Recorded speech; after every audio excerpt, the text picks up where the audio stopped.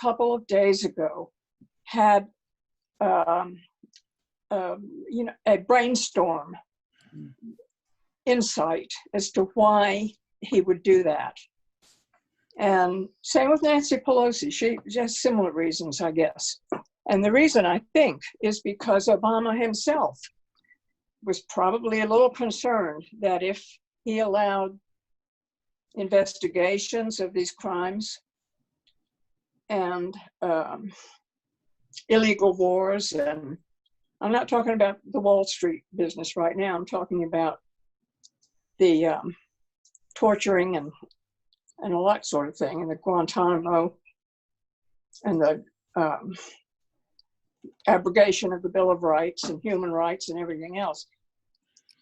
He had to be maybe a little worried that if he opened that door, he himself might be up for investigation one of these days for the drone killings, for the illegal and unconstitutional assassinations of American citizens who were suspected of having some sort of affiliation, perhaps, to terrorists. So, I mean, he had some things to worry about himself. And I think Pelosi and quite a lot of other Democrats, I'm guessing, had some kind of involvement in okaying the torture program. They knew about it. And they didn't put a stop to it because they got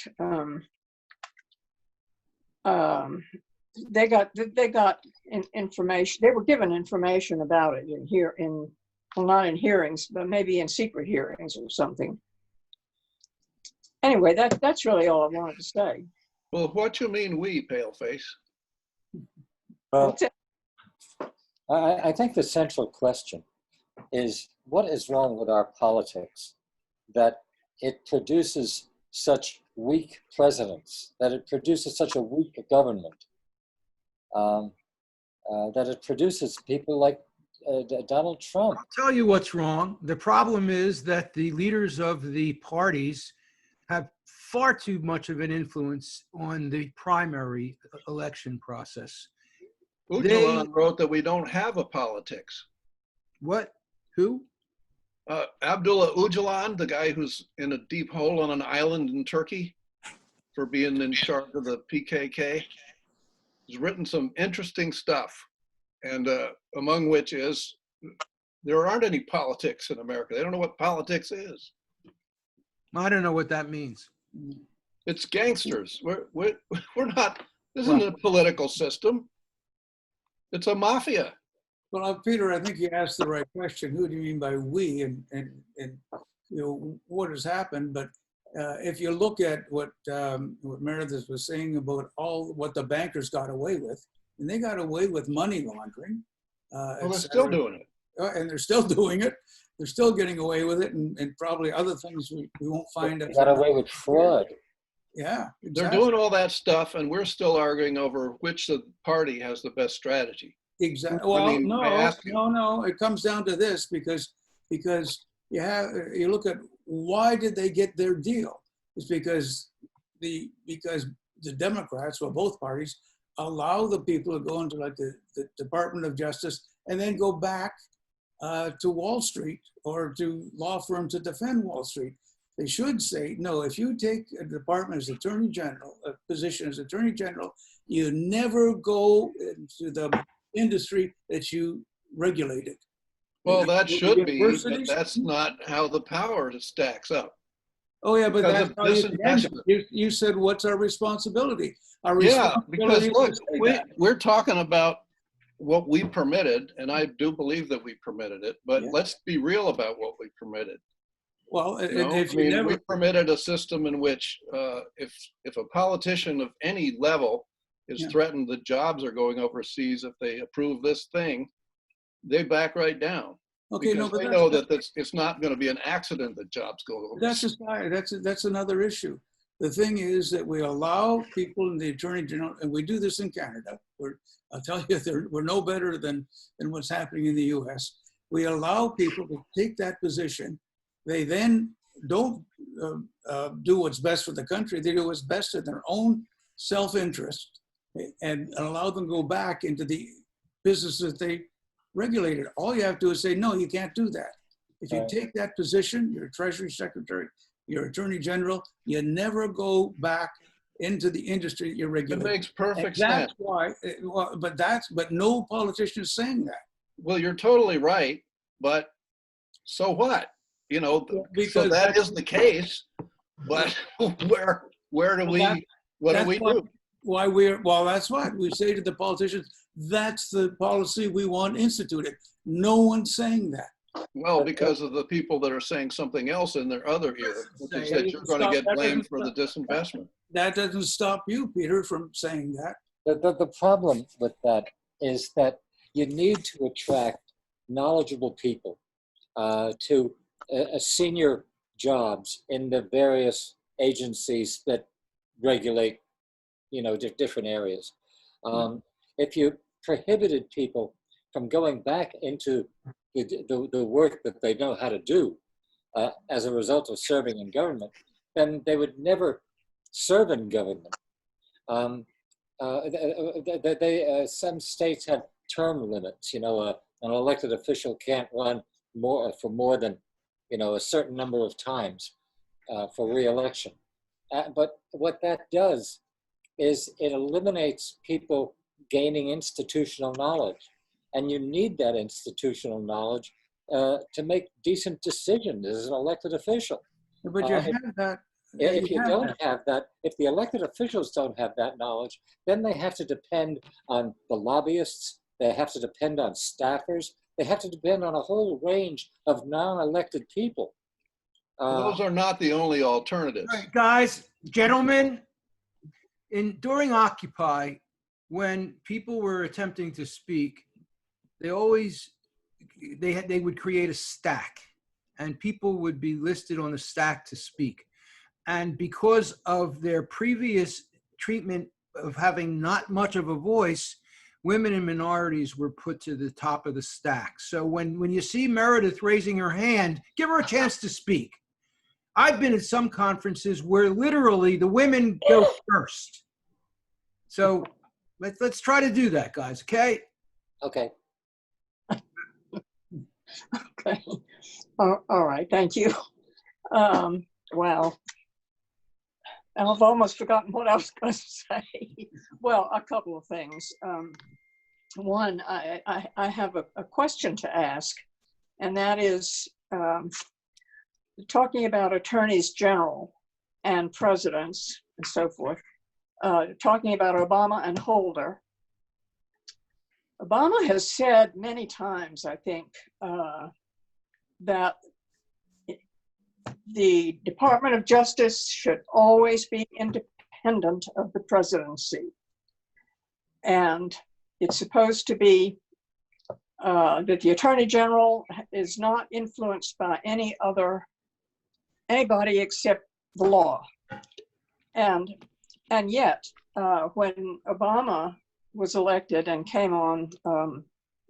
first came on the stage, when he said, first of all, he told the New York Times that he was not disposed to support an investigation into the stuff I said earlier. Now that was wasn't that sending a signal to the Attorney General that was about to be picked, wasn't it? Sure. And a signal to everybody. yeah, but that right there violated the very, principle that he says he espouses, I suppose, as a constitutional scholar. And I just wanted to ask, am I right about this? Yeah. Am I thinking correct that Yeah. that he shouldn't have said that it wasn't up to him? There was speculation at the time that Obama and Pelosi both wanted to reach across the aisle, knowing that the Republicans would oppose anything that was opposed by the Democrats. And so they say, well, look, we won't look back to those heinous crimes. We'll look ahead. But of course, the Republicans, you know, a year later, Obama said just saying no is not a way to negotiate. So they just blocked everything anyway. But I think I am a conspiracy theorist, and I think it's deeper than that. You know, I think, Oh, yeah. Can you say it without? So what do you mean by that? I think there are elements, Rob, of, for example, who wrote the Project for a New American Century? The Bristol. PCC, which is the backbone of our foreign policy for the last 20 plus years, and a backbone of our military spending. You know, who are those people? They're not elected. Are they even appointed? You know, they're the heads of these think tanks that you're talking about, but they're the policies that no matter who's in the Oval Office are being followed. And, you know, and presidents are basically being told what's going to fly and what's not going to fly. And I just attend. Oh, I didn't mean to interrupt you. I'm sorry. Go ahead.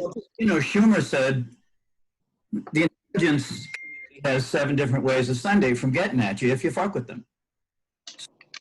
You know, the term deep state and conspiracy, those are unfavorable sounding terms, but there is a power structure that it's clearly not elected, that's clearly not representing certainly my concerns or, you know, any of our concerns. You know, in any organization, any corporate organization, any state or federal agency, even the police department, there is a formal power structure and there's an informal power structure. Right. In every one. And as a staffer or an employee of one of these things, you have to pay attention to both. You know, if you screw with one or the other, you're in big trouble. Yeah. Right. I mean, I don't really see the need to create this concept of a deep state. I mean, there's always been people with power who are influencing things behind the scenes. Yes. Just say it like that. Why do you have to? Because, you know, as soon as you get into deep state, the next thing you go to is QAnon. I mean, it's just, and the deep state concept, I mean, I'm sorry, I keep saying it, but a lot of these ideas come from the far right. They come from conservative sources. And when you use that language, you're empowering those sources. You're empowering them. And I don't want to do that. I understand that. I agree with that. I don't think the term deep state originated from the right, but the right also has a way of what's the word of Winning. controlling the discourse, of controlling the narrative, and of confusing and mixing and yeah. Not Well, all these stories I'm hearing just get us as individuals off the hook.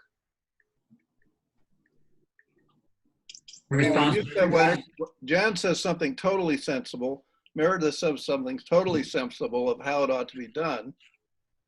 But the background of that is that we are powerless to do that stuff. It would be nice if somebody would do that stuff, but we don't have any access to that.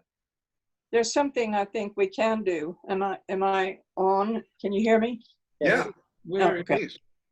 There's something I think that we on OpEd News and others like us can do.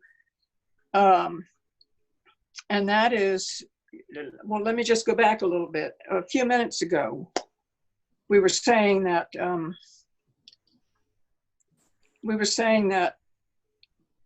I've forgotten exactly how it was put, but essentially that progressives and even Democrats don't know a lot of this background stuff. They don't know how to see through the fog to understand what's really going on and what interests are being served and who is in bed with the Project for the Old American Century neocons and still, and all that kind of thing. And but people on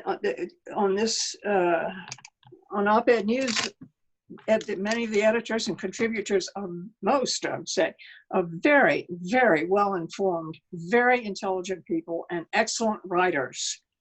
And I think that, I mean, I certainly would be willing to do it. I think that it would be a good idea for us to take on, with Rob's approval, of course, take on the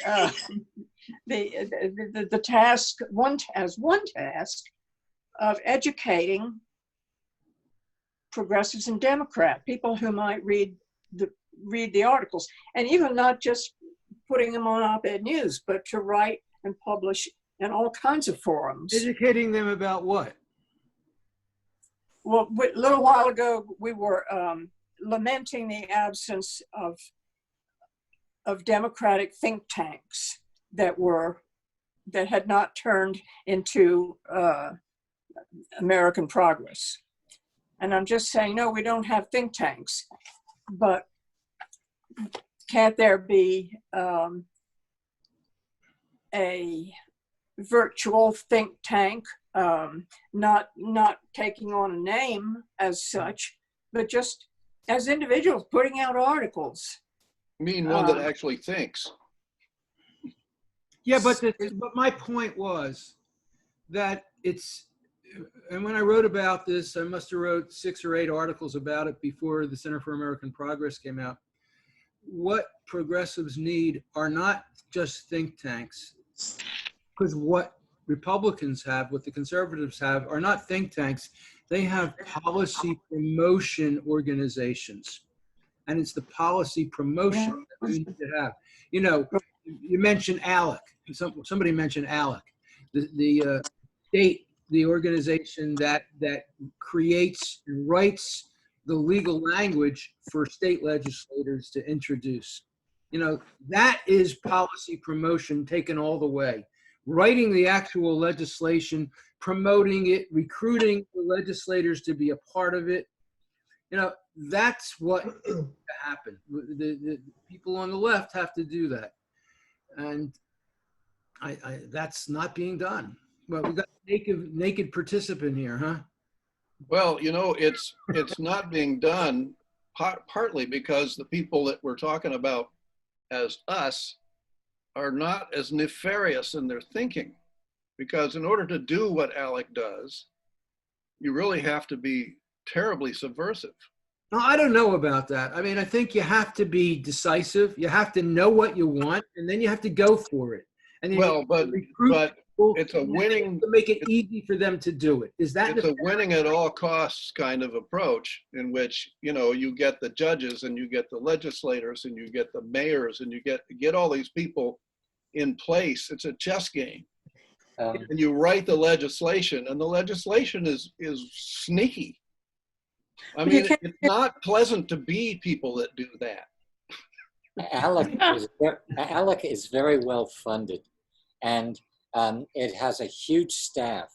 You can't do, one of the reasons why the political left has nothing to compare with ALEC is because it takes so much money and so much staff. They have people focusing, separate people focusing on each state. And so they write, they don't only produce bills, but they produce bills written in the language that, you know, each of those states writes its bills. And they go for the long game. They're not doing something for the next 3 months. That's absolutely right. And So so the thing the is, local legislator just has to introduce ALEC's material. They don't have to do anything else. But you're talking about adopting a mindset here. But that takes a huge amount of money. But you're talking about adopting a mindset that's antithetical to what I think most of us are into. That too. And that's a key point. You know, I've been, as I work, I watch Netflix. And the 2 series that I've recently watched were Madam Secretary, which is Teo Leone, first being Secretary of State and then President. And then what's the other one? I can't believe I'm in the middle of watching and I can't remember the name of it. It's Designated Survivor. Oh, yeah. And they both portray incredibly principled presidents, people with the highest integrity. And Yeah. I think maybe that's part of why I've been so angry lately, because I look at the disgusting, despicable behavior of not only Trump but so many politicians, and then I see these people the way it could be, and they over and over again they reject the option of doing what you're characterizing as not pleasant to do, Peter. That's Meredith. I didn't mean to interrupt you. No, I'm done. Go ahead. Oh, okay.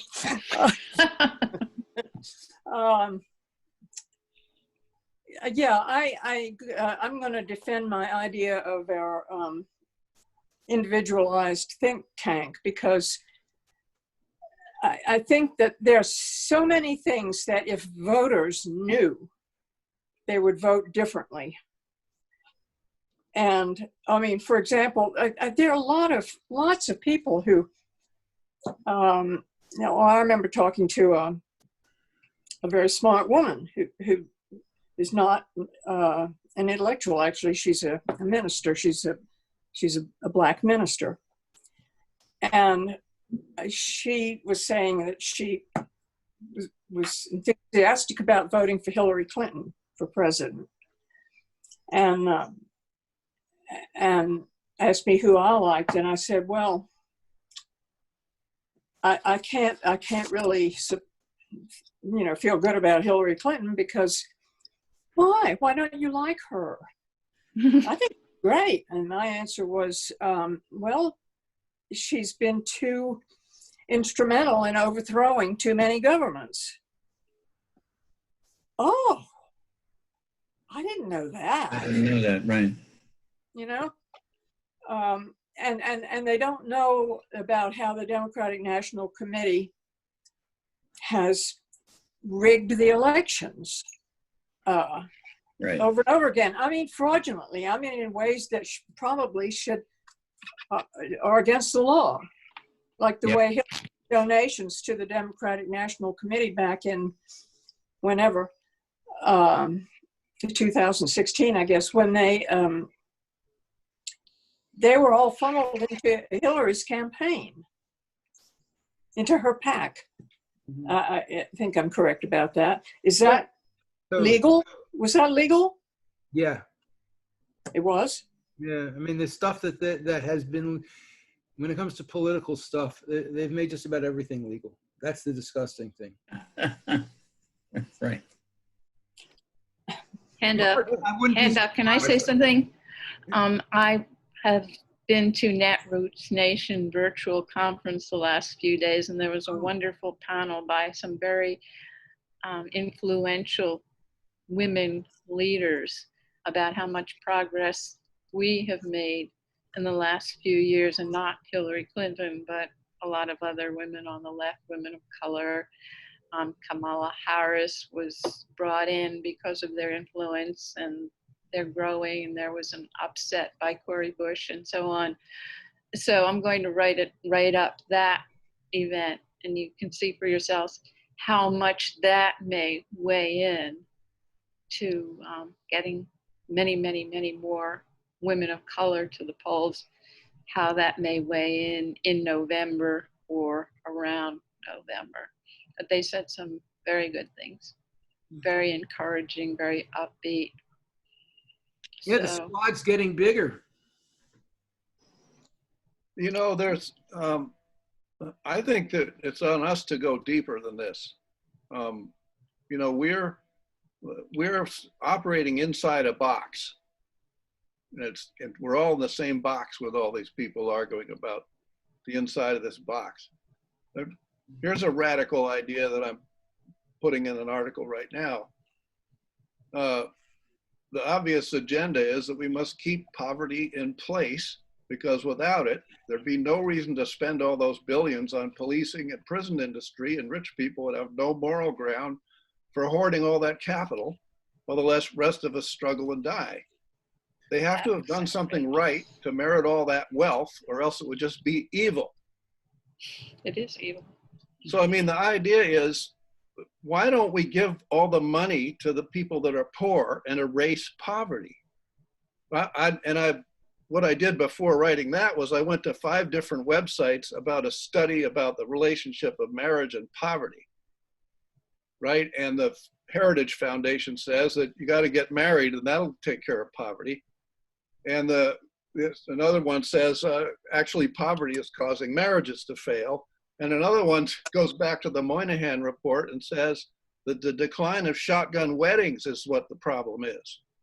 Because people were much better off when they were forced into marriage by early childbearing. Yeah. And it's all crap. You know, it's all designed to get around this elephant in the room, which is that the reason people are poor is they don't have any money. What about universal basic income, Peter? Where is it? Well, they've done some studies and Oh, they've got. So go ahead. So what about the studies? yeah, well, I mean, there was one in Canada, in Calgary, in one of the suburbs in Calgary. And everybody, of course, said, oh, no, you give people money, they're going to be lazy, they're going to get off. Well, but most of the people used it well. They got more education and they got better jobs. So it's against. Yeah, it worked. We've been thoroughly conditioned to say, no, if you help the poor, they're lazy, you can't help them. It's not going to work. Yeah, because then you wouldn't have an excuse to stack up all that cash and keep it away from them. Yeah. Look what people That's did. why I'm moral. asking if you've looked at the studies in universal basic income. Well, absolutely, universal basic income is the answer to that. End poverty and let's move on and let's save the planet. Okay, so But there's if your you do that, you have to have, these people have to give up the possibility of hoarding all that money and being exalted for it as winners, as people we admire. Which gets back to me saying that we got to make it illegal to be a billionaire, and we've got to start treating billionaires like they're mentally ill, like they're Yes. and like they have a mental problem. Now, this is the kind of conversation that's not out there. There's a big filter that if you try to put it out there, you'll suddenly find yourself in a smaller room. How about this, Peter? Soft furniture. How about this, that wealth, too much wealth, divorces a person from their ability to empathize. Sure. Okay, and If it's they had like, any ability to emphasize, they wouldn't keep the extra. exactly. But the more wealth you have, this is what goes along with what Rob is saying, we idolize these people, but in fact, they're sociopaths. So there's an answer to what's our access? Who are we? What can we do? We can start the conversation and keep maintaining the conversation that it's insane to allow people to have extra when people are starving over here. That's not healthy. We could add that a few hundred years BC, Aeschylus said, inequality produces instability. Yeah. Where did he say that, Meredith? He said that, I don't know what, I read that on a website called Aeschylus Quotes. Oh, wonderful. Quotation. Yeah, I can see that in the context of one of his choruses. I was just wondering also. Yeah, I don't know which one it was. I should look it up. Well, that's okay. Quote Aeschylus. Doesn't Sweden have a limit to how much what a maximum income can be? Oh, I don't know. I would like to learn about that if they do. Oh, I remember that from many years ago. I don't know if it's still true, but I think it may be. And the question would be, how did they pull that off? How do you get to that? Because I can't imagine anybody, like if I had multiple billions of dollars, I wouldn't be so inclined to give it up. Pay for somebody else's dental work even, Well, you might. No, I mean, if you know who you are.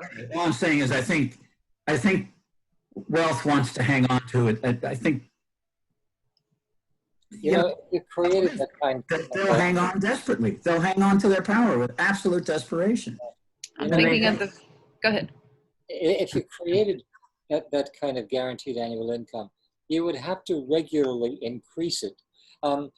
Remember how a minimum housing, I forget the phrase that was used, but they came up with a definition of minimum adequate housing.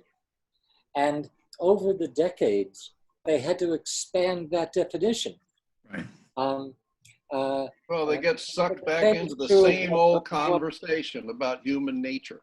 Yeah, well, that's right. The Bullshit. same is true about what a basic education is that our school systems are required to produce in students, and that has expanded.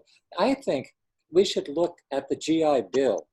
You know, if you created a GI Bill for poor people and gave them an opportunity to obtain a house by obtaining a mortgage, and paid for education and give them a substantial stipend to pursue education.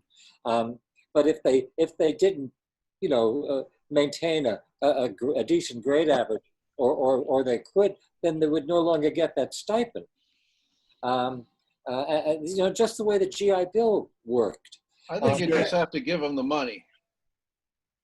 Well, But you're giving it to them in a structured way. You're not just giving somebody. Yeah, well, here's the thing. The study that my article is based on was one in which for 10 years, they gave people relationship training to see if it would improve their economic situation. And what they proved was it didn't make any difference at all, except where it made it worse. You know, people are damaged right now. People have been traumatized by all these wars and things. But we're not going to, give them money with strings attached and call that a basic income. Hell no. Give them the money. If they want to go get drunk, let them go get drunk. But then they'll still need more money. But that again, Peter, and I know you don't believe this, but when you say that if they want to get drunk, but in fact they don't. They don't. They use it. That's what the studies are showing. Those that do, and those that don't won't. Yeah, but it's none of my business. Yeah, but most of them do use it well. It's not. We can't feed into this idea that the poor are there because they're lazy. I totally agree with you. I know mean, you do. Yeah. Really, you have to do it respectfully, and the only way to do it respectfully is to accord them the being of full humans. Yeah. And the other thing is, if you give them money, it goes into the local community. And that helps. Yeah, it raises the economy, the real one. Yeah. Meredith, You're just talking like liberals. Yeah. I was thinking about the French Revolution when you were talking about too many billionaires and all that and what happened. And Off with their heads. yeah, what the women said at this session yesterday, this panel discussion, was vote on November 3rd or before, whatever. And of course, we won't get the results that night, and then go to the streets the next day and stay on the streets until the right candidate is elected, until the people's choice is elected, and just everybody, as many people as possible, get everyone out there. And then the result of the election is not recognized as legitimate. It won't, neither side will recognize it as legitimate, but we can't just sit around and let them steal it again. We can't just be passive, typical Democrats. I'm really thinking there may not be an election. Oh, that's not the received opinion is that he can't cancel the election. But he's doing everything. Meredith, what did you want to say? Trash the credibility of it. What? He's doing everything he can to trash the credibility of it. I like what's happening in New Jersey. There, it looks like it's going to mostly be happening by mail ballots, but you don't have to mail them in because you can't depend on the post office anymore. So they're going to have a lot of drop-off points. And if I don't trust the post office anymore to deliver my ballot, so I'm going to either vote in person or they're going to come up with a way in Pennsylvania where I can drop off my ballot somewhere that does not depend on the post office. Pennsylvania has drop boxes. They're just, in the last primary, they were impossible to find, but they did have drop boxes guarded by police. Oh, good. Yeah, I actually used know, one. It guarded took me by an hour police to doesn't find sound it. like much. Like the police in New York that has just, their union just endorsed Trump. Yeah, what disturbs me is that Trump's approval rating doesn't go very much below 40%. And that's only 10% away from 50 or 51. And if this election turns out to be close, obviously, if Biden it wins overwhelmingly, then I don't think we have a problem. But if it's close, if it's within 10%, then Trump isn't going to concede. Well, Then we have a real crisis. the statistic is women are absolutely in huge numbers favor Biden, but men are at 50-50. Yeah, that's right. And it's worse than that for guys over 50. Like all of the guys on this thing. Look, it doesn't take I go outside and I 100% see voter a guy- suppression. I see a guy my age and it's like I'm embarrassed. I mean, I'm most of the boomers. I'm a boomer, and it's embarrassing. You know, I mean, they're cult members. How many votes do you have to suppress in swing states to pull this thing? Good question. If you polarize them enough, you only got to deal with about 2% of the population in the first place. That's right. And then out of that 2%, what, Meredith? I'm asking myself, are we rearranging the chairs on the Titanic? Yes. Yeah. Great. Yes. Hi, David. I think that what the Democrats have been doing is, and I've been saying it, they've been protecting their deck chairs on the Titanic. Well, it seems to me that there is certainly a fairly strong probability that Trump may remain in office. Let's put it that way. And if that happens, then I think we can clearly say we've become a fascist state. What happens if he refuses to what's the word I'm looking for? No. Concede. Thank you. What happens legally? Does he just stay in office?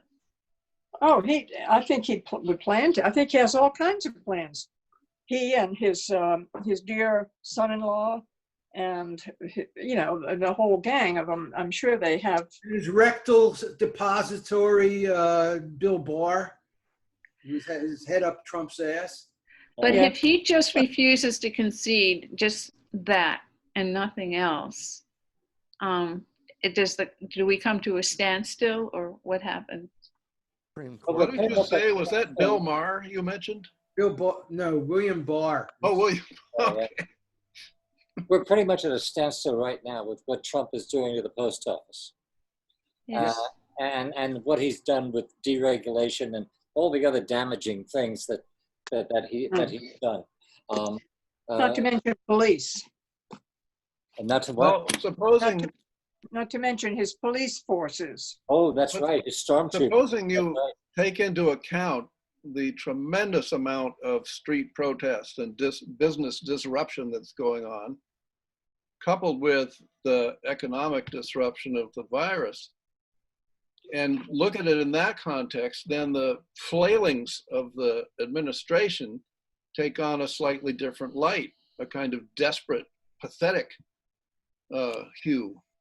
If Trump loses by, say, 5 to 7%, and he declares the election rigged and refuses to accept it, and then calls out his stormtroopers to put down whatever protests, arise.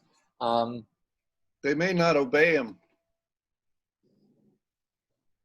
the military, various militaries are not pleased because, you know, this guy tosses away their lives with abandon, and they know it. And the Joint Chiefs of Staff have been known to stand up to him, some of them. Yeah, so that's not a foregone conclusion. If he I'm orders just Congress surrounded by the army, you know, It's they not might a just look foregone at it. conclusion, but it's certainly a possibility. And I'm I sure he think would try it. Well, He's a nut. He's a wacko. You No, try yeah, anything. but a lot of people go along with him. Let's talk about Biden and Harris. You know, now Okay. I know who's running. I'm just, you know, I did the poll on OpEdNews this week. 45% said they were going to vote for Biden and Harris. 35% they were going to vote third party. I think 5% said they weren't going to vote. And about 15% said they were going to vote for Trump. I didn't expect to get a 80% supporting Biden, but I didn't think it would be that low. And if somebody is in a state like California or Massachusetts and they want to vote green, I mean, that's fine by me. But I just, it boggles my mind. I mean, and then people say the Democrats and the Republicans are the same. And I don't see it that way. I don't like either party, but I think that the Democrats are much worse. Biden doesn't inspire anybody. I mean, Republicans, you mean? Republicans are much worse. Yeah. So, No, the Republicans are more favored by Wall Street, but the Democrats are just fine with them. Yeah. yeah. But I think, But, you know, Harris might keep Biden a little bit more between the rails. You know what I mean? Sean King, I follow Sean King. He's does a lot of good stuff. He really has brought a lot of attention to police violence. And he is saying that while he didn't like Harris as a primary candidate, he's seen her evolve and become much more progressive over the years. And I just hope I hope he's right.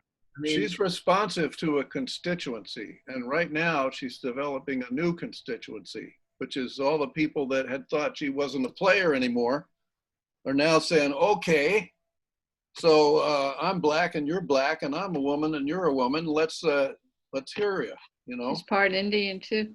She's going to have difficulty, you know, just towing the line for Wall Street because she has an enormous constituency now that is much more progressive than she Her is. role as a candidate is to toe the line for Biden. It's to toe the line for Wall Street. But Never forget who the boss is. but the boss is Biden, and you know she has to she is subsumed. You think she's going to take that crap when he does his creepy white man shit? yeah, Oh, absolutely, she will. No question about it. it's with a big smile on her face. I don't That's know. the role of a vice president. But she has a big constituency now that's watching her really closely, and they're out in the street. The difference is that I really think that the Democratic leadership is going to ask Biden to step down in 2003. 2023. 2023. 2023. Yes. There won't be enough left to him to bother. It's a lot harder to beat an incumbent than it is to beat somebody who's running in a primary. He's going to be over 80. Of course, he's going to step down. Yeah. Yeah. I think that she's going to become the president. And so that changes everything. Then there's no Biden to answer to. Oh, there's no certainty of that. My suspicion is that she won't be selected. There'll be a lot of other people that they're going to There's that no they're way going to that, put up there. Well, I don't think it will go that long. The chances are stronger that Biden won't survive 4 years. Yeah. well, that's what I'm saying. I'm saying in his third year. No, it's not even his third year. I think, I'm saying 2000. I think September, November 2003, somewhere in there, he's going to step down, hand it to her, and then the presidential primary is going to be totally changed. And it's Well, really hard for any other Democrat to run in the primary. Well, you know, the weather is going to factor into this by that time. Go ahead. I'm waiting for You the. know, we've got probably 10 years, and the Climate change. last 5 years are going to be very, very unpleasant. You know, we can't assume that we're going to have a functioning civilization by that time. Meredith really hit that one. I think that people don't get it. They don't know. They don't think. They don't tie it together. And I think that's going to be a factor. I was surprised that Green New Deal thing was placed in her basket as though she had come up with it. You know, I don't remember her being a big, loud Green New Deal person back in 2016, 2017, but she did warm up to it. So there's a lot of hope for her if she has to step up to the plate early, that she would go ahead and have the money sent that way. I think also our learning curve here in America about paying, being willing to pay people to stay at home for COVID, being willing to pay people who are needed and essential, whether it's just running the country or government or what. They're going to have to come up with a little bit more money. Right now, they're saying, "Oh, we're going to keep paying the same low wages." But if the economy picks up by 2022, then people aren't going to be saying that anymore, and they're going to remember already. You have to belt it out. I have a concern about Kamala that nobody's mentioned, Kamala Harris, and that is that I think she and Hillary Clinton are thick as thieves. Yep. Are they?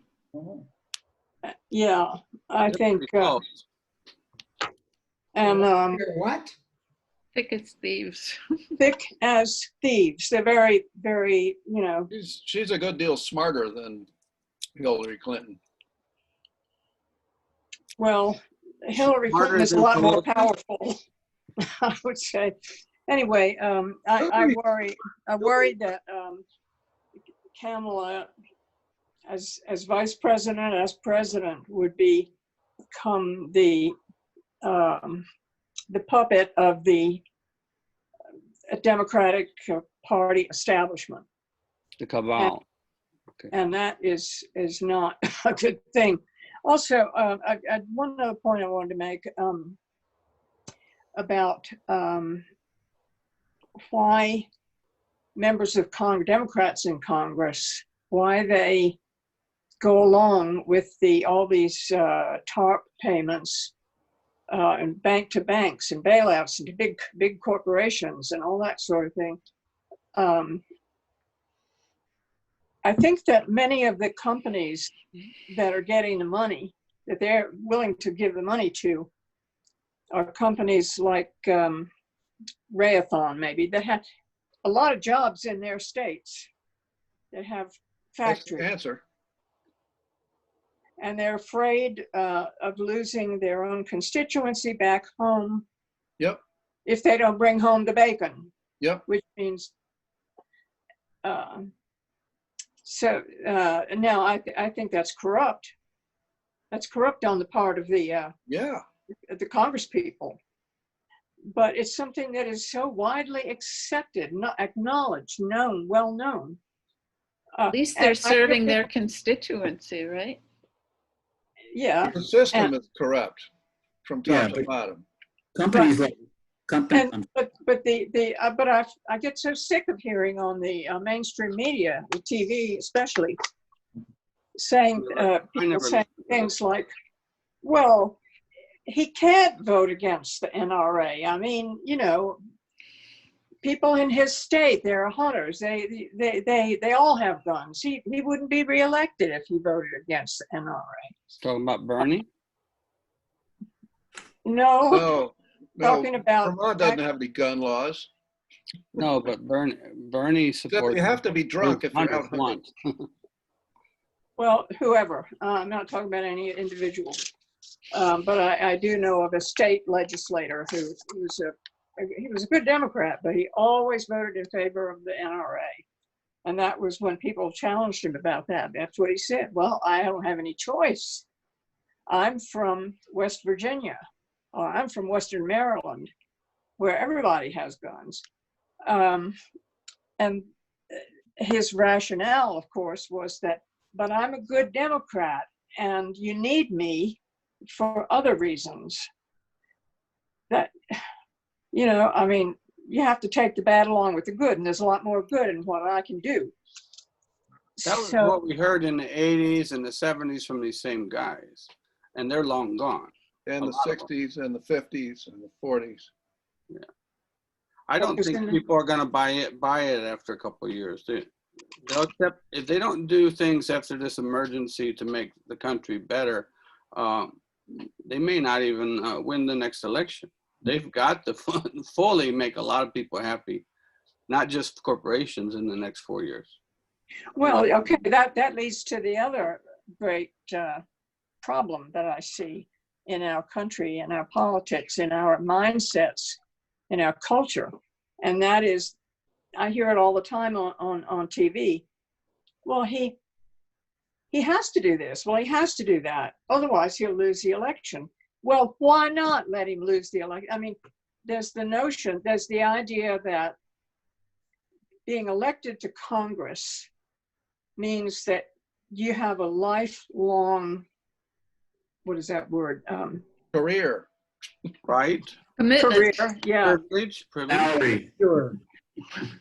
Destiny. Name that word. Sinecure, is that a word? Is that it? Yes.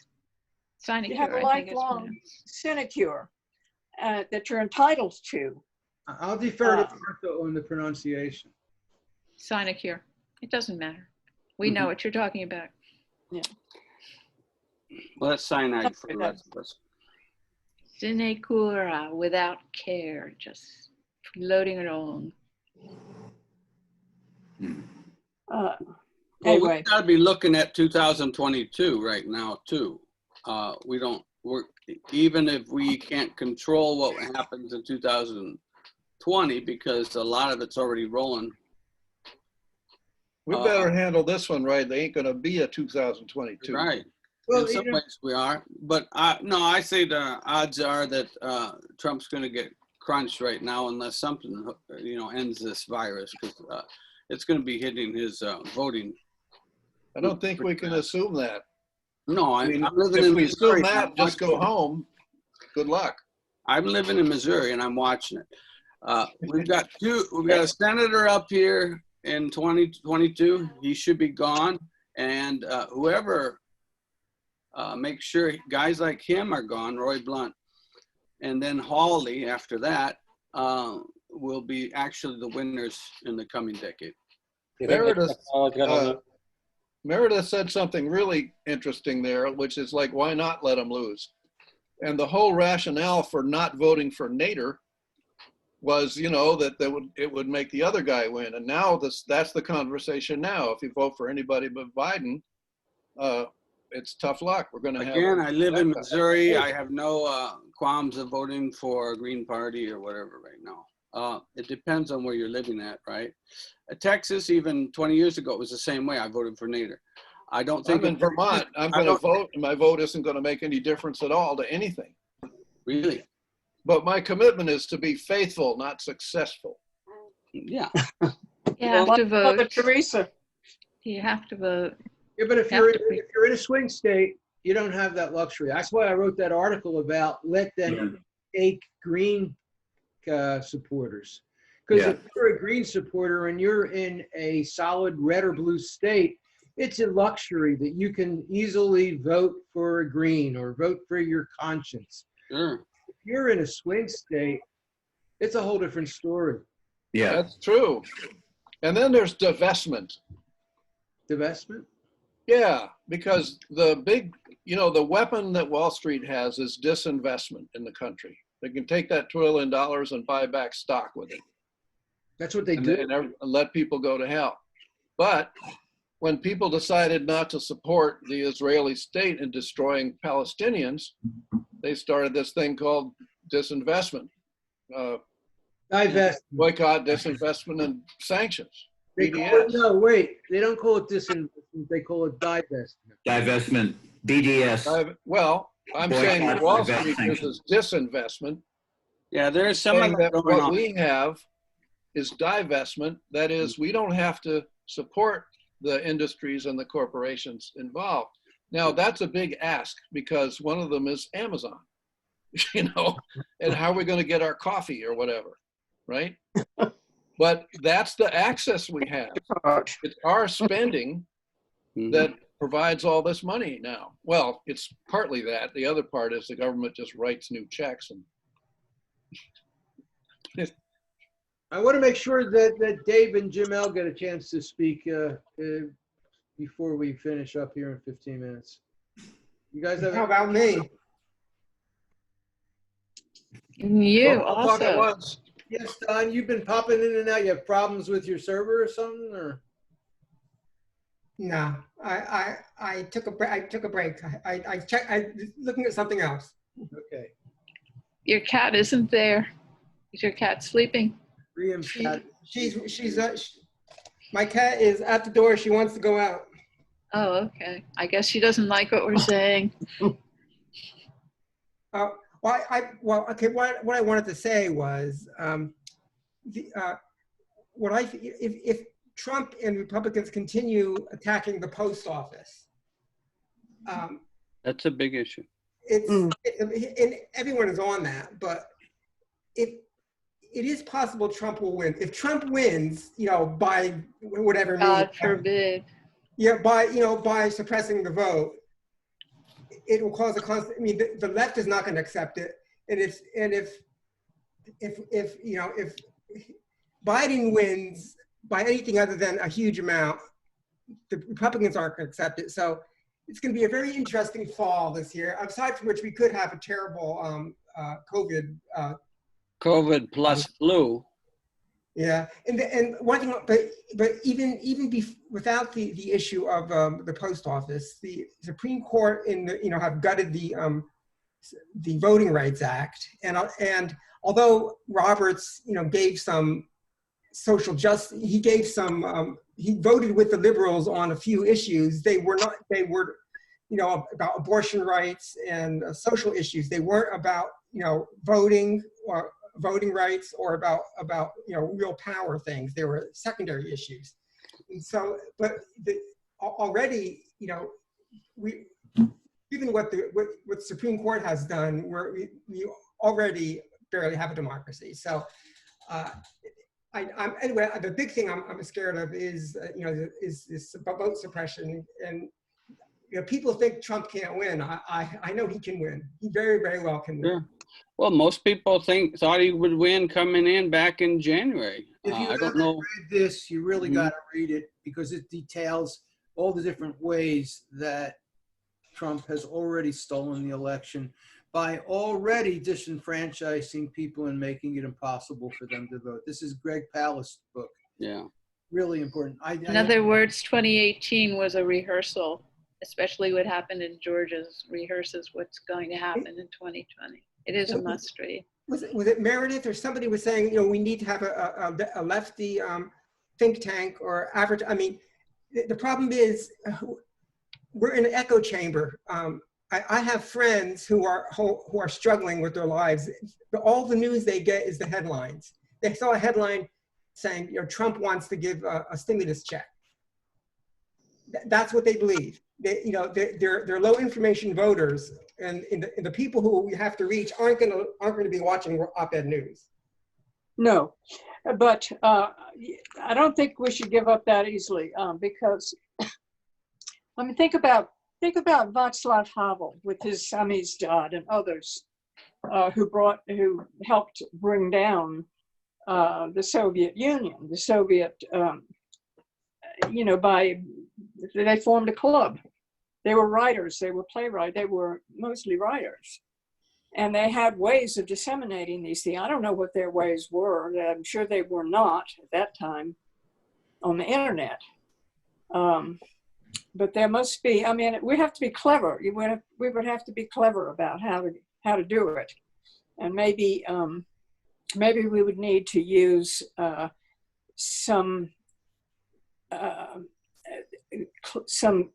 we would need to learn how to write things that are like advertisers know how to get attention. And I think Rob knows about this too. And how to persuade, it's. We got to get smart. And Yeah, sure. but Can't just be writing. Today.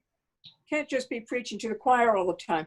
Can't just be an intellectual talking to other intellectuals. So what you need to do is you need to write really smart titles that you deliver on in your writing.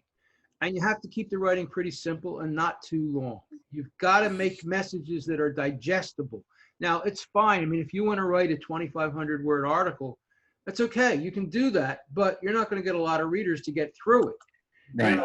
People are going to look at it. They might read the intro. They might read a couple paragraphs in, but you want to try to keep it short. I mean, that's the way most newspapers require op-eds to be. Now, if you're going to do investigative writing, that's a different story. That's a whole different story. That's, like the New York Times Magazine and the Atlantic and what have you. But, I was talking to a friend who was trying to persuade somebody to do something today. And I said, you got to keep it to 3 specific items and keep them based on fact. And that's the way you do it. You got to keep it relatively simple. I mean, because people are lazy and people are, you got the American people, it's hard to underestimate them.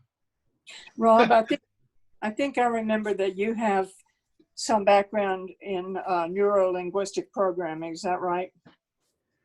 Long time back. Oh, a little, not much. I just wrote an article about it. It's up on the page right now as an H3. That was another session at the Netroots Nation, just about. Yeah, I wanted to give you guys a local news item.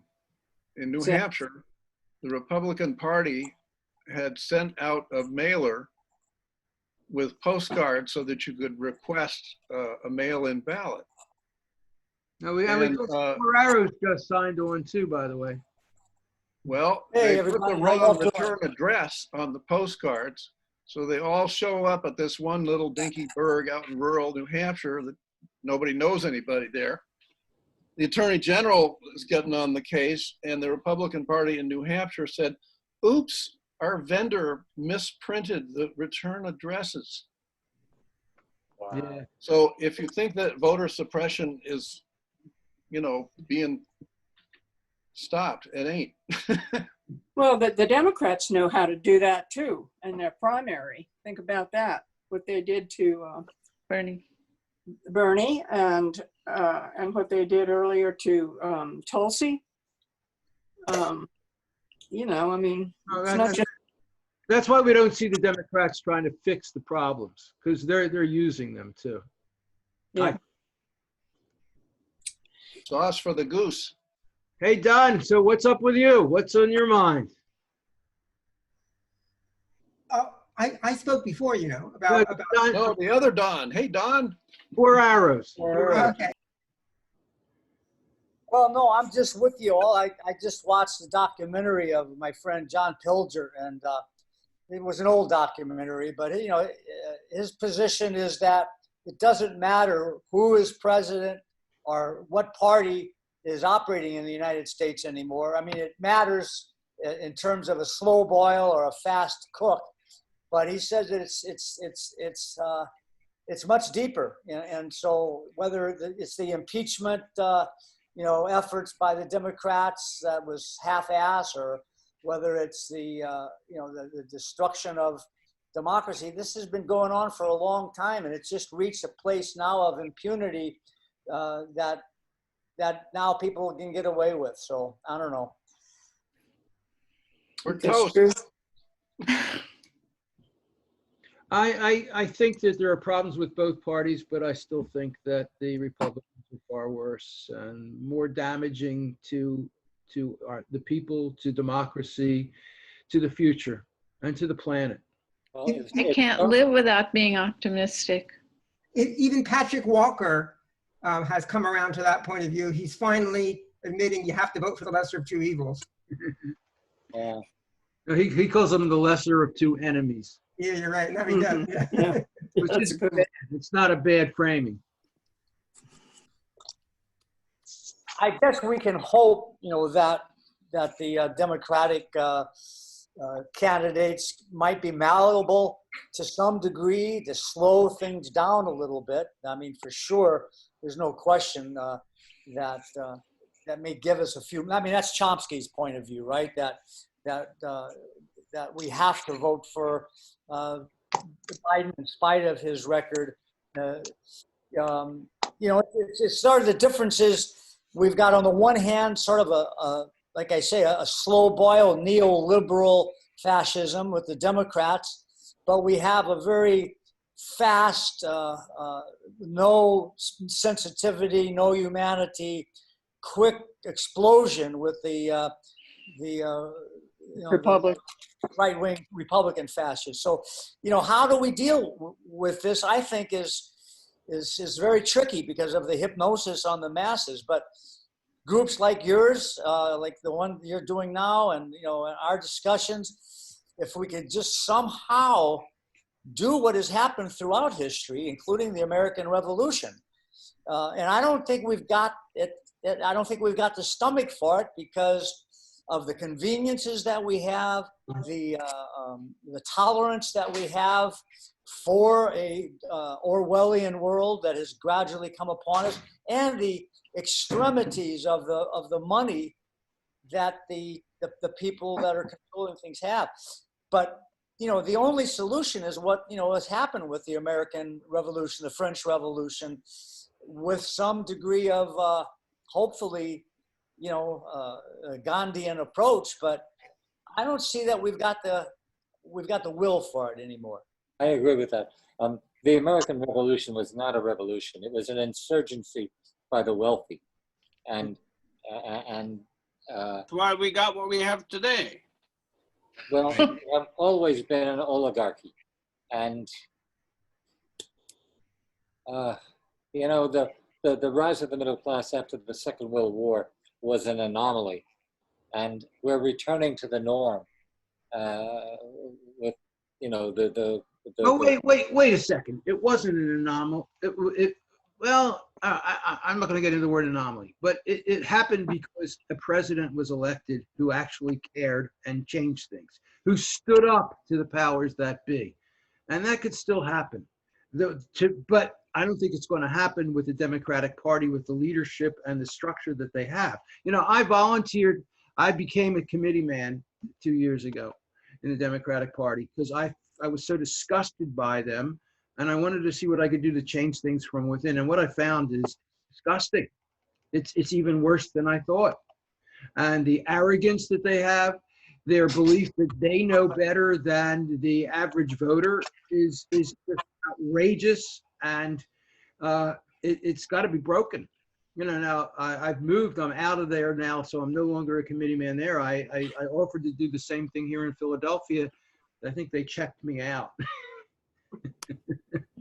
And I haven't heard back from them. Representation, proportional representation is what this country is in need of, and that will even the playing field. But the two-party system is just a tug of war that is never going to get anywhere. That's why we need a constitutional reform, right? Well, Yeah. we need to get rid of the kind of voting system we have, and we need to replace it with something like ranked choice so that third parties can run That's opportunity. the Constitution should declare that. We won't get it through Congress. We need to have regular people have conventions and get this done. It's harder to get constitutional Go convention. and catch a falling star, get with child a mandrake root. Tell me where all times lost are and who cleft the devil's root. Boot. The devil's foot, excuse me. I mean, I'm saying that's impossible for us to change the Constitution with the Republicans. No, we have a long-term view. We've been around, but we've got millennials here who can maybe do something. Because this is the last election or so, maybe next one, where the older people outnumber the younger people. Amen. I have a question. From your mouth to God's ears. when I was a kid, there was enormous opportunities in every direction. The kids who are able to get to college and are able to graduate, and that's becoming fewer and fewer today, are faced with a gig economy. They're faced with unemployment. They're faced with a massive loan debt that they can't discharge through bankruptcy. They're in a scary situation. They're not going to be looking for political revolution. They're going to just try to survive. Without jobs, many of them are living with their parents and they've got more time on their hands. All that, that's right. And they've had a very poor education. Yes. We're just in the beginning of hurricane season. And you know, the other day I was in Trader Joe's and I was checking out, and the guy who checked me out was one of those fellows who had spent the past 20 years teaching adjunct at a university in the philosophy department, and was now out of a job, and so he's working at Trader Joe's. And this guy was in his 60s, I think. Yeah, well, that's why we can't accept the system anymore. I mean, the countdown is here. Something's gonna crack. Now, when did I hear that the millennials were the best educated generation in history? I never heard that, but I did. I heard, no. Well, if you include internet and technology, they might have edge on anybody. Might be faster at gathering information than anybody else in history. That would make them like outside brain. But otherwise, I don't buy that. But I do see the possibility of activism here bigger than I've ever seen. Yeah. At least since the 1970s. You mean It's a younger. Gutsy generation they are. So brave. Well, that's what they said in the 60s too. But I mean, This Black Lives Matter thing has been amazing because a vast majority of people participating in that were white. It's just amazing across the country. I've never seen anything like it. And the attack against it is incredible too by the conservatives and even some progressives too. I mean, the way they try to say that it's, you know, funded by Soros or it's co-opted by big foundations. I mean, we're seeing that. The DNC. Well, yeah, that too, even that. You know, just so they're getting support. So because of that, they can't protest it. Bullshit. You talking about Black Lives Matter? Yeah. Is that what you're talking about? Yeah. But Rob, don't you think that there will be certain limitations? I mean, if the Ford Foundation gives $100 million, there's got to be some strings attached. Like, you can lobby for this, but not this. I mean, that just makes, to me, that makes sense. And I think that's what's being protested about the sources of the funding for BLM. I think the bottom-up power of what's happening with Black Lives Matter has made the protests bigger than the leaders of Black Lives Matter. And I don't think that the money that's come in is going to change that much. I really don't. I mean, to me, Black Lives Matter it reminds me of the Occupy Wall Street. And I think that was powerful. It was absolutely assaulted and attacked by Obama and by his intelligence agencies and police forces and the Department of Homeland Security and the FBI and all kinds of centers. just like in the 60s and 70s. Yeah. I mean, it's going to happen. That's going to happen. And they're going to treat the BLM people as though they are terrorists, as though they are threats. That's already happened. But nonetheless. As a school teacher, I see a change. Up until this particular year, I have never seen so many people ready to say, we want to trash what's been taught in history class traditionally. We want to teach history where we go into redlining, where we go through those constitutional amendments and why the heck they had to be made in the first place and why they were always behind the curve. And so I'm a little hopeful for this generation. So I don't care if they graduate or not. In some ways, I care about the fact that they understand better than maybe any other generation before them. They've been hit twice, in 2008 and again this year, with just a huge economic mess. That's true. Yeah. And they'll have more savvy than people did who grew up in a good economy, pre-Reagan economy. Right? Okay.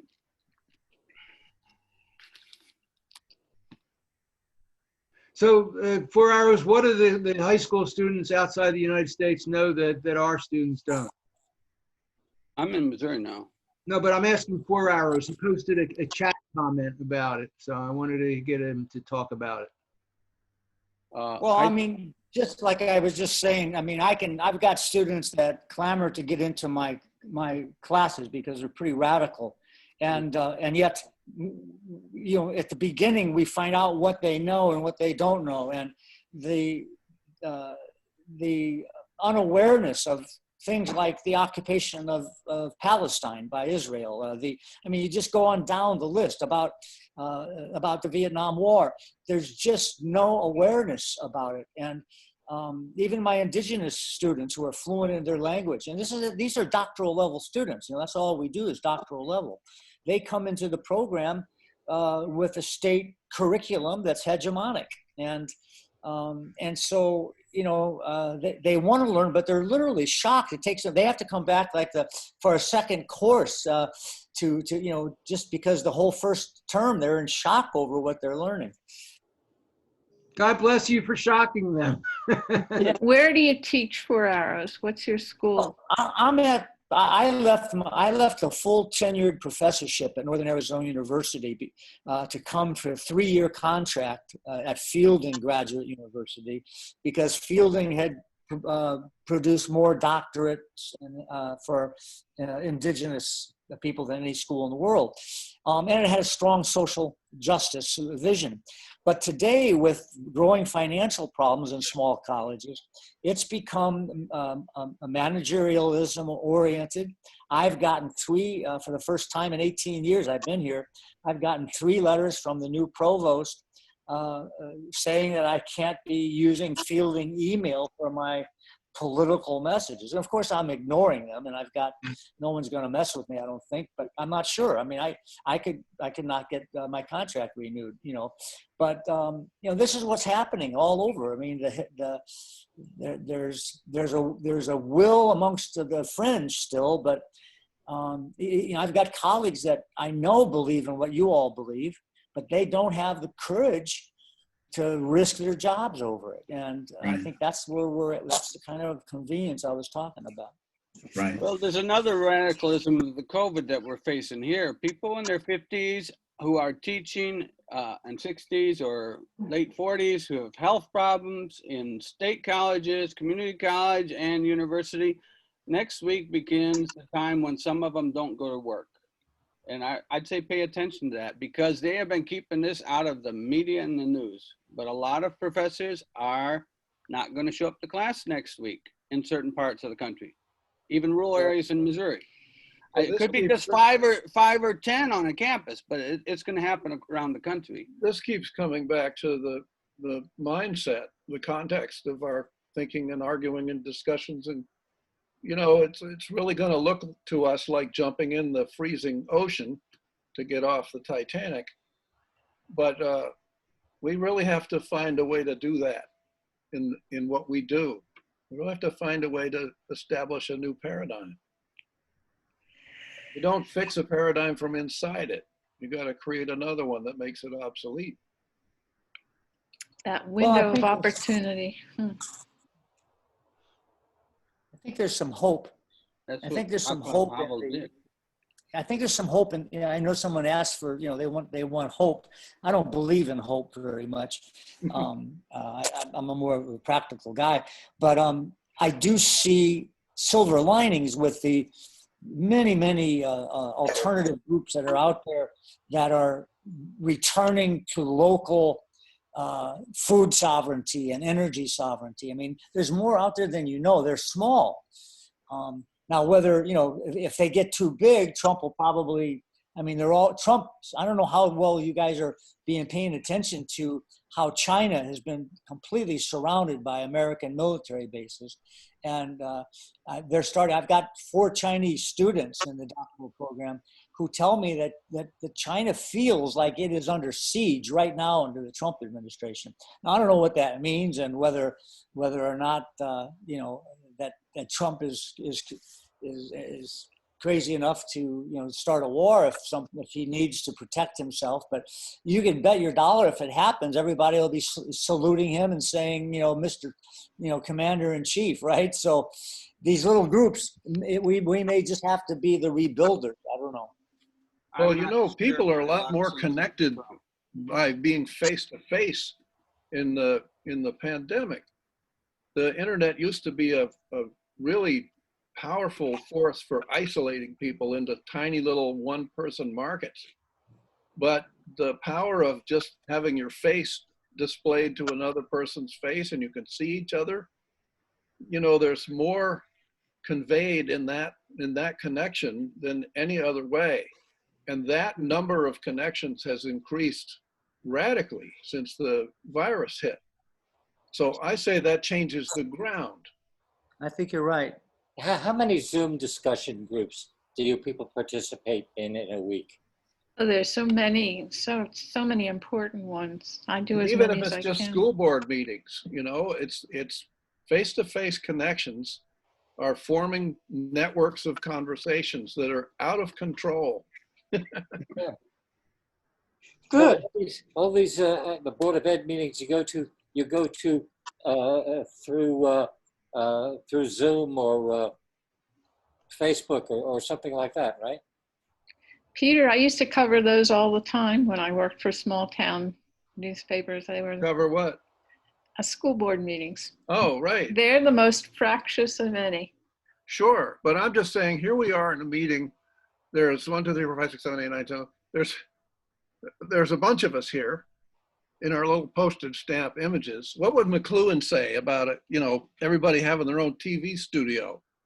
It's like We want you 1/15 to of a- turn it off and go outside and do something. I think what I'm saying? This is unprecedented, and it just hasn't been distinguished as a thing, but it's happening. How many of us Unprecedented. play a musical instrument? Yeah,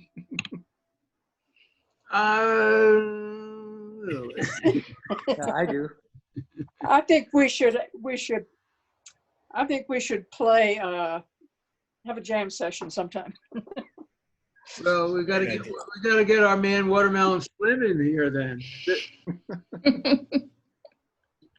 That would be fun. Yeah. It might lift our spirits a little bit. Well, we can sing. We can all sing. that's We true. don't need instruments. Fun. We could do that. I was in a barbershop chorus for a year. That was fun. Well, I play my flute while people sing. Okay. Being online in these connections is transformative, and it's not going to be visible, but it's really definitely making a very big change in humanity. That's such a good point. I'm so glad you said that. It makes me feel better. I've not been feeling very optimistic about anything. Hey, if you're breathing, you should feel great. I think things are going to change. I think the people's attitudes towards space and place and real estate is going to change massively.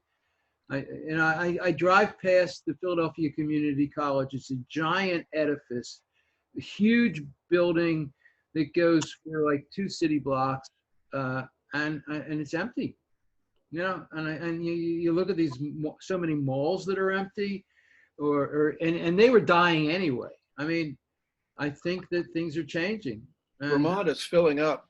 You better hurry up if you want to come here. Yeah, why is that happening? Oh, there's Escapism. 16 new families in a rural village that doesn't even have a school. It's got to pay tuition for them to go to another place. Yeah. In the next town over, there's 10 new families entering school this year. Yeah. This is ridiculous. I mean, it's just Same Same in the Catskills. And the funding isn't ready for it. The funding will balance out in a couple of years, but they have to pay for it in advance at this point. So town budgets have already been passed and weren't ready. And it's getting very interesting. And it's a real estate boom. Yeah, Don 4 Hours just gave a link to one of his piano things he has. He has some good stuff on YouTube. All right. Yeah. Honky tonk piano. Wait, that's Good. Don, was Listen. Don playing? Don, you're a honky tonk player? Oh, yeah. Cool. He's got a Yeah, left we hand are. like God. I participate almost every year in the University of Mississippi Old Time World Championship Piano Contest. Wow. Yeah, Great. that's just one of the pieces of me on stage playing the 12th Street Rag. There you go. You'll enjoy it. Great. It's another Good, feather good, in your good. hat. That's where the left hand knoweth not what the right hand doeth. Hmm. If it's It's good. very People- instinctive with the piano. You just kind of, you don't think about it. You just play. You know, it might be, I mean, I think playing instruments could be tough, but singing together might be for a couple minutes, might be a really nice healing thing to do. I think so too. Bridge over troubled waters, anyone? It's a little tricky. You know, people are going to have to get headphones and stuff to be able to track it. No, I don't know about that. It might be a delay. I wouldn't wish that on your readers, Rob, for us to sing. Well, in this case, it would be listeners. So. But, you know, we're going to have to do it with no judgment, I think, you know. David, you haven't said a word tonight. Come on, speak. No, I just came in and catching up with what you guys are saying. It's you all seem to be pretty optimistic, actually. So I don't want to rain on your parade, but Oh, go ahead. Oh, you missed. yeah, you know, I mean, Wall Street is popping corks over Kamala Harris. I mean, the Yep. stock market is hitting new highs. She's Yep. going to sing to their tune, and I think Absolutely. yeah, Absolutely. she was Hillary's favorite as well. So Really? Yep. I mean, there's just, you've got follow the money. You've got a tremendous amount of wealth that is just going up to the top. And that money is just so powerful that you've got maybe a couple of thousand people that have as much wealth as half of the rest of the world. And, you know, it's getting much worse. And that's about it, really. I mean, like I say, I'm not quite as rabid about Trump as maybe the rest of you are. I feel that he's a symptom, not a cause. I mean, if you look at all the things that talk about the post office, okay, well, the post office, they've been privatizing that since 2006. This is a trend that's been going on and on. They made them fund their pension plan for 75 years. Who ever heard of such a nonsense? Right. I mean, you know, I mean, Trump hasn't done anything better. But I mean, you know, what did Obama do except more neoliberalism, more privatization? And that's the direction things are going. You're going to see a lot more privatization of everything, I think. So anyway, I'm glad the to information doesn't make any difference. The information hasn't changed. what If- information? If the stock market crashes, if the banks fold, will those multi-millionaires, billionaires, trillionaires, will they lose a lot of what they have? Well, they Their won't. money is all hidden. They'll be fine. I wouldn't worry about the Meredith. Excuse me. Excuse me. No, Let Oh, them I'm eat sorry, I was cake. hoping- Well, excuse me, it already folded in January and they got $5 or more trillion. And it- much more, Oh yeah, well, we had a COVID problem, so we'll give the banks another 5 trillion. much more. Yeah, I like Yeah. Bernie. Nobody knows how much money the banks have gotten through Right. the Federal Reserve. It's all going through BlackRock. which is a private company. Yes. And it's like they've privatized. The Fed is already privatized because it's owned by the bank, but they come under certain regulations. But then they've now outsourced it to BlackRock, which puts another layer of, you know, invisibility to it. I don't know what to say. So Yeah. basically, I would say that you've probably had about $30 trillion of transfer that has gone through the Federal Reserve that has been basically fraud. And if anybody ever investigated it, which I don't think anybody ever will, they will just find just the fraud is just, I mean, it's just Exponential. it's exponential, and I don't know, it's going to be pretty hard to fight it regardless of who the president Well, it's is. got to collapse too. I mean, Yeah, I mean, well, eventually it you know, it will collapse, and that's what this whole thing about China is all about too, is to try and keep the Do you think he'll dollar start dominant. a war to win the election? He could. I mean, I see a war as pretty is come regardless of who wins and who loses. Yeah, there might be a war before the election, or it might be a war after the election. But yeah, we're coming pretty close to a war with China, I feel. And I mean, what did anybody see the news about the U.S. seized 4 Iranian tankers? Yeah, it's more likely with Iran that they'll flirt with that even more. Well, I mean, was that on the mainstream media? I didn't see it anywhere. I read it. I forget where I read it, but yeah, I mean, you know, I think it was mainstream. This is piracy, and as far as the pivot to Asia, that was started under Obama and Clinton. So right. I mean, you know, they've been surrounding China for so I don't know. It's really hard to figure everything out. Seems like a distraction because you know there's so much business going on with China. There's just way too much business going on with China. China holds a huge percentage of our debt. Well, you know, whenever the dollar's threatened, we go to war. It's war. It's kind of interesting what's going on in Belarus right now. Did you know that Belarus just turned down a World Bank loan? Yes. Just recently, because so now all of a sudden they've got a color revolution. I mean, you know, these coincidences, I just don't believe in coincidences anymore. Yeah. You know, actually, okay, so Belarus, I can't pronounce the guy's name, but he's called the last dictator of Europe. But actually the people do love him because he gives them all kinds of social programs. And that's what he refused to go along with was the austerity programs right. that the World Bank wanted to impose on him for those loans. But Putin's in a tough situation too, because Putin doesn't really like. He's been playing both sides against the middle, which has not gone over well with Putin. And Putin is basically, they've had to subsidize Belarus for a long time. So besides the fact that they're very strategically located, they're not exactly an asset for Russia. So it'll be interesting to see how this whole thing works out. But it will probably end up forcing Belarus more into the arms of Russia than it was before, which, you know, if you look at the map where Belarus is, it's pretty strategically located. And if I were Putin and if I was Russians, I wouldn't, you know, want to have NATO there as well as in the Baltics and Ukraine and Poland. So I don't know. Anyway, that's my, maybe you guys ought to sing your song now. Cheer up.